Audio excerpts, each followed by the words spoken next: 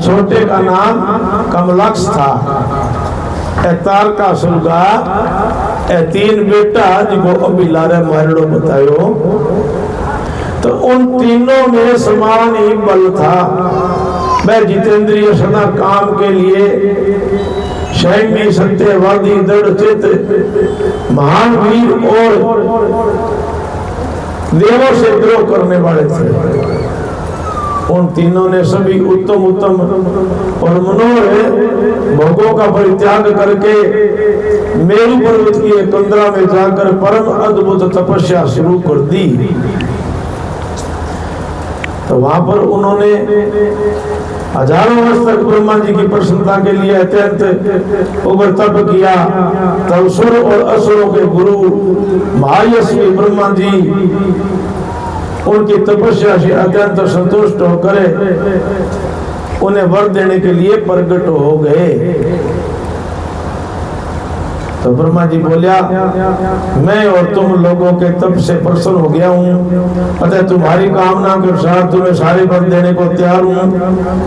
मैं सबको तपस्या के फलदाता और सर्वदा सब कुछ करने में समर्थ हूँ। अतः बताओ क्या तुम लोग इतना घोर तप किस लिए किया है, आप बताओ मैंने। तो संत कुमार जी कहने लगा, सुन मुनि, ब्रह्मा की यह बात सुनकर उन सब ने अंजलि बांध कर पिता मैं के चरणों में प्रणिपात किया। फिर धीरे धीरे अपने मन की बात कहना शुरू कर दिया।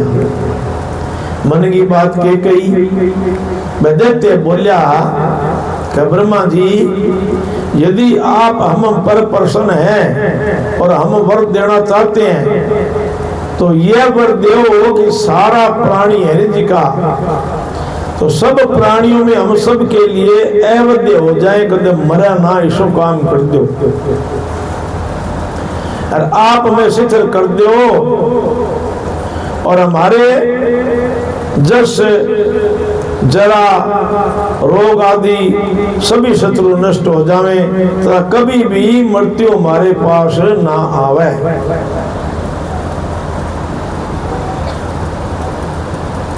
क्योंकि ब्राह्मण यदि 5 दिनों में काल के गाल में चला जाना निश्चित ही है, तो अतुल लक्ष्मी, उत्तमोत्तम नगर, अन्याय भोग सामग्री, उत्कृष्ट पद, ऐसे से क्या मतलब है। तो मेरे विचार से तो उस प्राणी के लिए ये सभी वृथा है। तो ब्रह्मा जी ने कहा, अमर तत्व सभी को नहीं मिल सकता भाई, अतः तुम लोग अपना यह विचार छोड़ दो भी मरा ना।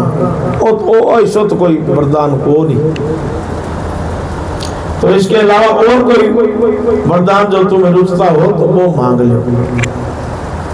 इस बोतल पर जहां कहीं भी जो प्राणी जन्मा है अथवा जन्म लेवेगा वो जगत में अजर अमर नहीं हो सकता। इसलिए पाप रहित असुरो, तुम लोग स्वयं अपनी बुद्धि से विचार का मृत्यु की वचना करते हुए कोई ऐसा दुर्लभ एवं दुस्साध्य वर मांग लो जो देवता और असुरों के लिए अशक्य हो।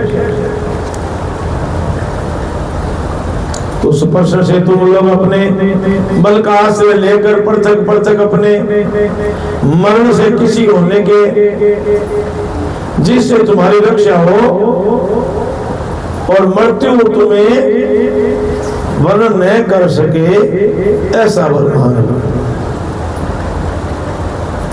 तो दैत्य ने कहा कि यदि हम लोग प्रबल पराक्रमी हैं तथा हमारे पास कोई ऐसा घर नहीं है जहां हम शत्रुओं से सुरक्षित रहकर सुखपूर्वक निवास कर सकें, तो आप हमारे लिए ऐसे 3 नगरों को निर्माण कर दो जो अत्यंत अद्भुत और संपूर्ण संपत्तियों से संपन्न हो और देवता जिनका पर घर्षण न कर सके तो आप तो जगत गुरु हैं, हम लोग आपकी कृपा से ऐसे तीनों पुरों में अधिष्ठित होकर इस पृथ्वी पर विचरण करेंगे। इसी बीच तारकासुर ने कहा कि विश्वकर्मा मेरे लिए जिस नगर का निर्माण करे वो स्वर्णमय होकर और देवता भी उसका भेदन न कर सके, तो टुकड़ो बना दो। तो उसके बाद कमलाक्ष ने चांदी के बने हुए अत्यंत विशाल नगर की याचना कर ली। बिंदु वालों ने प्रसन्न होकर वज्र के समान कठोर लोहे का बना हुआ बड़ा नगर मांग लिया। तो ये तीनों पूरे मध्याह्न के समय अभिजीत मुहूर्त में चंद्रमा के पुण्य नक्षत्र पर स्थित होने पर एक स्थान पर मिला करें और आकाश में नीले बादलों पर स्थित होकर ये एक के ऊपर एक रहते हुए लोगों की दृष्टि से ओझल रवे। अगर लोगों दिखे नहीं तो जोर को बढ़ा दो। फिर पुष्कर रावत नामक कलाओं के वर्षा करते समय एक सहस्त्र वर्ष के बाद में तीनों नगर परस्पर मिले और एक ही भाव को प्राप्त हो, अन्यथा नहीं। तो उस समय कीर्तिवासा भगवान शंकर जो वैर भाव से रहित संवेदन में और सबके देव हैं, तो लीला पूर्व संपूर्ण सामग्रियों से युक्त एक असंभव रथ पर बैठ करे एक अनोखे बाण से हमारे पुरों का भेदन करें। किंतु भगवान शंकर सदा हम लोगों के वंदनीय हैं, पूज्य हैं और अभिवादन के पात्र हैं, अतः वे हम लोगों को कैसे भस्म करेंगे? वे तो करेंगे नहीं। तो मन में ऐसी धारणा करके हम ऐसे दुर्लभ वर को मांग रहे हैं। तो संत कुमार जी कहने लगे, व्यास जी उन दैत्यों का कथन सुनकर सृष्टि करता लोक पिता में ब्रह्मा ने शिव जी का स्मरण करके उनसे कहा, अच्छा ऐसा ही होगा। फिर मैं को भी आज्ञा देते हुए उन्होंने कहा, हे मैदानव तुम सोने चांदी और लोहे के 3 नगर बना दो। अवैध देखकर ब्रह्मा जी उन तारक पुत्रों के देखते देखते अपने धाम को स्वर्गलोक चले गए।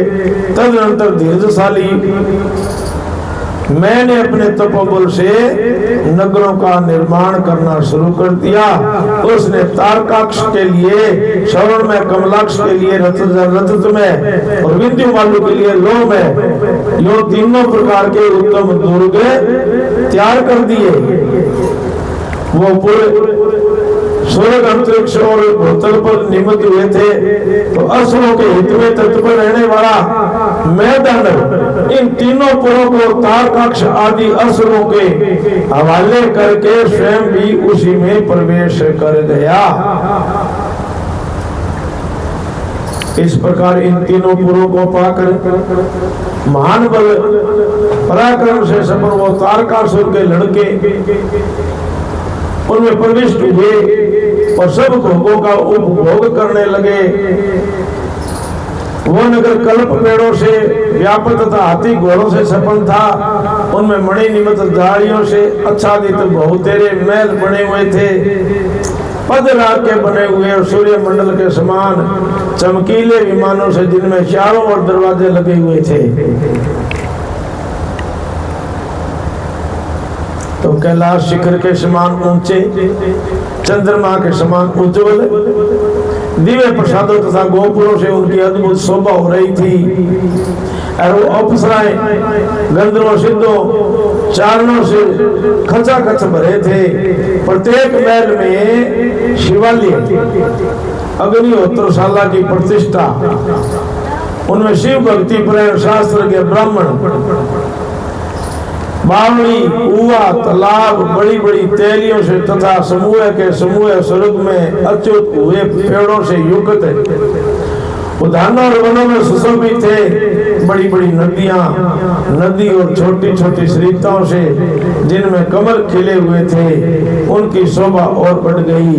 उनमें संपूर्ण कामनाओं को पूर्ण करने वाले अनेकों फलों के बाहर से लदे हुए पेड़ भी लगे थे, जिनसे वो नगर विशेष मनोहर लगता था। वो झुंड के झुंड मदमस्त गजराजों से, सुंदर सुंदर घोड़ों से, हर प्रकार के आकार प्रकार वाले रथ और शिवों में अलंकृत थे। उनमें समय अनुसार अलग अलग क्रीड़ा स्थल बने थे और वेदा अध्ययन की पाठशालाएं भी बहुत थी।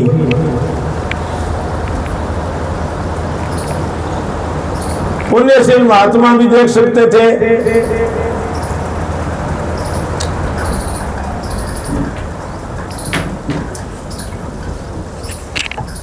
युद्ध की लालसा भरी रहती थी। वो बड़े बड़े समरों से प्रेम करने वाले ब्रह्मा और शिव का पूजन करने से उनके पराक्रम विशुद्ध थे। तो वो सूर्य, मृदगण और महेंद्र के समान बलि थे। देवताओं के मथन करने वाले थे। वेदों, शास्त्रों और पुराणों में जिन जिन धर्मों का वर्णन किया, वो सभी धर्म और शिव के प्रेमी देवता वही चारों ओर व्याप्त थे। तो उन नगरों में प्रवेश करके वो दैत्य सदाशिव भक्ति निमित्त होकर सारी त्रिलोकी को बाधित करके विशाल राज्य का उपभोग करने लगे। तो मुनि इस प्रकार वहां निवास करने वाले उन पुण्य आत्माओं के सुख और प्रीति पूर्वक उत्तम राज्य कर पालन करते हुए बहुत लंबा काल व्यतीत हो गया था। तो सनत कुमार जी कहने लगा कि महर्षि, उसके बाद तारक पुत्रों के प्रभाव से दग्ध हुए इंद्र आदि सभी देवता दुखी होकर परस्पर सलाह करके ब्रह्मा जी की शरण में गए। तो वहां संपूर्ण देवताओं ने दीन होकर प्रेम पूर्वक पितामह को प्रणाम किया और अवसर देकर उनसे अपना दुखड़ा सुनाते हुए कहा।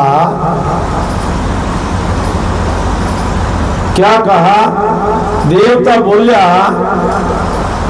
कहे ब्रह्मा जी, त्रिपुरों के स्वामी तारक पुत्रों ने, मैसुर ने समस्त स्वर्गवासियों को संतप्त कर दिया। इसलिए हम लोग दुखी होकर आपकी शरण में आए हैं। आप उनके वध का कोई उपाय करो जिससे हम सुखी हो जाएं। अब देखो कि आपा का भगवान करे आ भक्ति बाती ना राखसा करी, भक्ति बाती ना जिगा तारका सुरगा बेटा बा खुद करी किंगी करी, ब्रह्मा जी की कर ली। अब ब्रह्मा जी की भक्ति करी जन राज्य वगैरह वरदान दे दियो। अब वरदान दे दियो बिंग बाद में ओ काम बंग हो कि वरदान वो के करनो। तो आपा ने वरदान मिल रहा है, आपा ने मिल रहा है। अच्छा मनुष्य शरीर दे दियो, बर्तन ने सामान दे दियो। तो पहला जीव कोई भक्ति करी भी कारण दे दियो। अब बर्तनों तो अपन हो सी बिना किन्नन लगाना है। इसी तरह मैं कई बार ऑपरेशन आ जाए कहेंगे जी मोटी मोटी कोठे हैं, बहुत पीस है, बड़ी लड़ाइया करे, मैं करे नहीं मांगी पहला भक्ति करेड़ी है। ओए की मांगे है, रावण मांगे नहीं, फिर ना कुछ मांगे आ मांग लियो समान। तो इसी तरह दिया कि खेत में दिहाड़िया गया आपा, तो आदमी सोल्टे जो है तो मैं पूछ लिया धनी के भाई ले चलो दिहाड़ी कितनी ले, वो क्या मैं 1000 रुपया ले शू भाई। अब वो मजूरी करिए वो तो हो गया वरदान 1000 रुपया बन दे दिया धनी। तो अब वो रास्ता बुक तो जो ठेका कर जावे तो जावे, घर ले जावे तो ले जावे। अब काम किंग है जिको वो मजूरी करके आयो है वो पिंग है। इसी तरह आप जिको जीव है वो जीव है नी, जीव ने जानो तू आत्मा चेतन न्यारो है तो मैं मेरे जीव ने जानू ना नहीं तो आ बात को नहीं कहूं। आज तो बेली मेरो जी करे धापी का छा पी लूं, आज तो बैठा जी यहाँ करे मंडी जाके भी पटवारी संग लड़ जाऊं, मेरे काम को नहीं करे के करे जी करे मेरो जी करे मतलब मेरो जी करे मैं कोई जी छू बस हूं न्यारो बोझ को तू न्यारो है नी वो तू तेरे जी ने बस करना ताकत है किसी ऊर्जा है वाह ऊर्जा है जिसकी को रूप कौन दिखे वह ताकत है वह दृश्य नहीं होती वो निर्गुण निराकार ब्रह्म है जिसको तू वो है। आई ठेर दे जीव और ब्रह्म के बारे में बात है शिव पुराण के मां क्या रख सोया तो रक्ष कौन हो वो जीवित तो हो नहीं समान मिल गयो रक्ष सारा काम कर लिया जन वो रक्ष हो गयो धर्म अंग ले लियो जना धर्मात्मा हो गयो। अब धर्मात्मा बनना है जिको तो धन होते हुए भी निवे और पाप आत्मा बनना है वो बिना धनी गल पकड़े खड़े रहेंगे। हम बताओ पाप आत्मा और धर्मात्मा ये दोनों तेरे अधिकार क्षेत्र का मां है ते के बनना है वो विचार तू कर ले। जे धर्मात्मा बन गयो तो आगे सुख सो फिर मिलबो गुरसी फिर सुख मिलबो गुरसी। इनमें तीन कारण हुए एक तो निरोई धन हुए एक तो निरोई धन हुए लेकिन सुख को नहीं हुए। एक धन हुए बिंगो की सुख हुए और की दुख हुए दो मेल। एक तीसरो धन भी हुए